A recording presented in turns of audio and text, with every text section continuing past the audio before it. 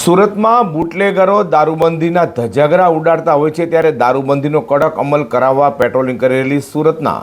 રાંદેર પોલીસે શ્રીજી નગરી સામેથી વિદેશી દારૂની હેરાફેરી કરનારા બેને ઝડપી પાડી દારૂ, મોટરકાર અને મોબાઈલ ફોન સહિત લાખોની મત્તા કબજે કરી છે. સુરત પોલીસ કમિશનર અનુપમસિંહ ગેહલોત, અધિક police commissioner sector 2 Mahendra Bagadia, નાયબ police commissioner zone 5 Lakhdhirsinh Jhala અને મદદનીશ police commissioner K division Milan Modi દ્વારા દારૂ અને જુગારની પ્રવૃત્તિને નેસ્ત નાબૂદ કરવા આપેલી સૂચનાને લઈને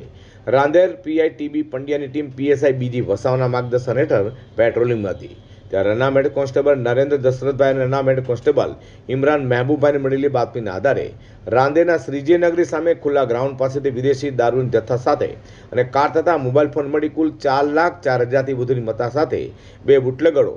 મૂળ રાજસ્થાન રાજસમંદના હાલ ઓલપાડ માસમા ખાતે શુભમ આંગણ રેસિડેન્સીમાં રહેતા પ્રભુસિંહ જોશી તથા બીજો મૂળ રાજસ્થાનના પાલી હાલ રાંદેર તમુરા સર્કલ સામે તુલસી એપાર્ટમેન્ટમાં રહેતા અજયપાલસિંહ લક્ષ્મણસિંહને ઝડપી પાડી સળિયા પાછળ ધકેલી દીધા છે.